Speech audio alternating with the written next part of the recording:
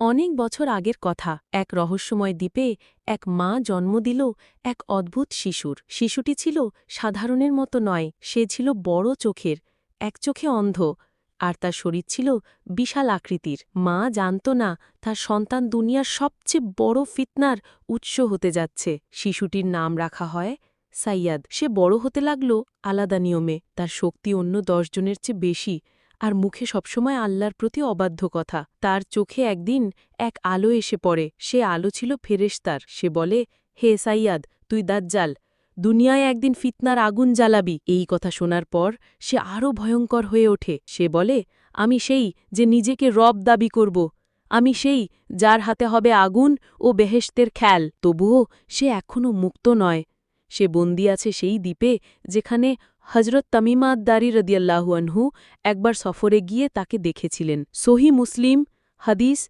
2942।